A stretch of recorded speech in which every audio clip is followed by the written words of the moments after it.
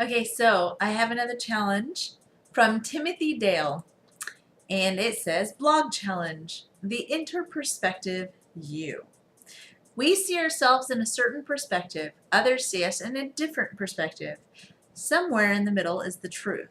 How do we see the truth? To become that perspective is a very difficult thing to do. I asked him for more details on what he wanted, and he said, it's just something I've been pondering about, especially since I've been unemployed. I have a perception of myself that is full of confidence, drive, determination, expertise, etc. But for some reason, I can't convey that confidence to the interviewer. So my wonder is, what am I exhibiting that is turning them off? That's the dilemma. When things are going not quite so right, what are we putting on display that others are seeing, even though we feel we are full of confidence? Timothy, love your question. I'm going to step back a second and tell a story. Today, my mother and I were chatting on the phone, and I read to her the first chapter of a book that I'm working on. And it was fun and clever, and she said, well, just finish it. As though that's not expected. We tend, sometimes in our family, we tend to get stuff started and we don't actually finish it. And I said, of course I will, Mom. I really enjoy these books. Plus, I've already finished a book. It's not like I haven't finished writing a book before. It may not be the best, and I decided not to publish it, but it's finished. That was a huge accomplishment. And she's like, oh, I guess you're right. And you could tell there that her perspective of me changed just a little bit. A reminder that I'd already accomplished something that nobody else in our family had actually finished and accomplished. Now, what changed? A fact, a truth, but also there was a certain aspect of her that wanted to see me accomplish that. Now, where does this fit into what you're saying? The people you're talking to that have this other perspective see the other perspective through the glasses of what they are looking for. Now, my mom is looking for me to be a successful writer. She's looking for me to accomplish my goals. So when the idea that maybe I could kind of clicked into gear, it didn't take much, because that's what she wanted. Now, your interviewers, they very well could see exactly what you see, except because through their glasses, they're looking for somebody that they can mold, that is, for lack of a better word, easy to manipulate, because they are looking to be able to get an employee, not somebody who has a strength of character to run their own company. Not that you ever want to, but you have that strength of character. I don't think they're seeing anything different. All I think that they're seeing is through their glasses. Now, one of the other things about your comment that I found really interesting was the idea that there's one truth, your truth, their truth, and then something in the middle. Now, as I believe in God, I believe that He sees that something in the middle, but I don't think He just sees that something in the middle. I think He also sees, ready here, and this may or may not work. I almost need to juggle to do this. Okay, so here's you, or I don't know which order I did it in, but I think it was, this is you. This is you. Hi, you. This is Timothy. We're going to put you to the side for a second, and we're going to focus on the interviewer, this person who has to have this certain perspective. Now, he's looking over here at you, or over here,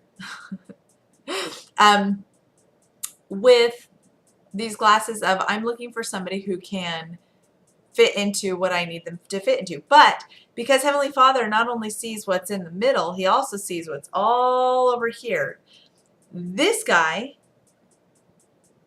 in hiring who he hires, might determine his own job, how his family is needing to be taken care of, etc., etc. He has a much bigger picture around him than we even see. And those pictures go to those individual people, and Heavenly Father sees the effects that his wife might have if he loses his job because he hires the wrong person, etc., etc., etc. Now, that's just a hypothetical story, but the point is that there is a much bigger picture, and it very frequently has nothing to do with us. Not getting a job might have to do with what we need to accomplish in our lives, but also just might have to do with the people that we run into and what they need us to do because during that time we don't have a job. Or it might have to do with the people that we're interviewing with, what they need to learn, and what the people around them need to experience. This is a big picture concept. There's no middle truth. There is a big picture truth that covers the whole thing because it has nothing, it very frequently has nothing to do with us as individuals. Now, I am so grateful. I haven't had to work, well, let me say that again. I've had to work. I just haven't had a job since I got here to Missouri. I did have a job, but I have back problems and I wasn't able to keep that position as a server. And I was really excited about it, but back problems, I would have been moody and it would have been mean for people, and it wouldn't have worked out, and I'm willing to admit that. So I'm still looking for work, something that's more in my field, but I'm also very aware of the fact that even though I haven't been working for these 3 months, I've been able to write, I've been able to serve people, to spend time with my children, which I don't care how financially dire straits I get into. I have loved being able to stay home with my children. That I missed that. I missed it. That's what I am. I'm a mommy. And that was a real blessing for me. Now, that's something my kids will be able to look back on and think about this positive time in their lives. Even though I'm sitting here stressing about my finances, there's a certain aspect of it that just has nothing to do with us. So perspective is a very interesting thing. Just trust that when the day comes, it's going to work for everybody, and for whatever purposes the Lord needs it to work. You have no idea what's in the bigger picture.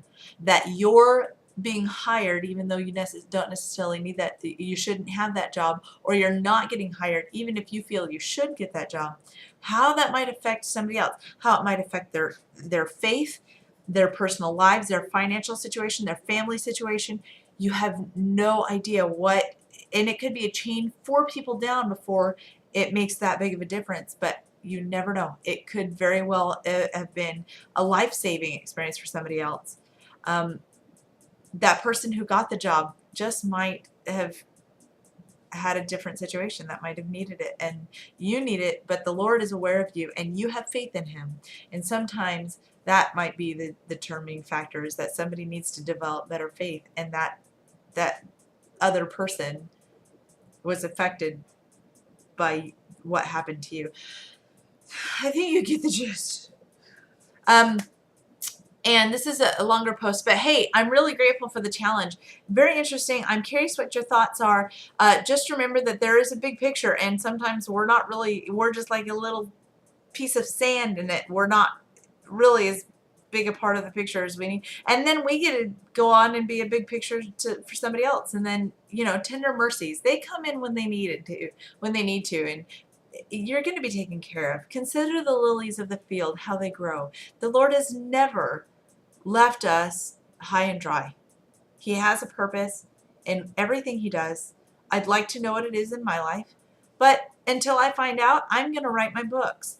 I'm going to keep this blog updated. I'm going to try and be uplifting and positive and happy for people. I'm going to try and tell people the truth. I'm going to serve and love and do what I already know that I'm supposed to be doing, and let that be where I determine my picture. Until the Lord places me in whatever part of his picture he needs me, I'm going to go and create the most beautiful picture around myself as possible. All right. You're great. I love you all. Have a wonderful, wonderful evening.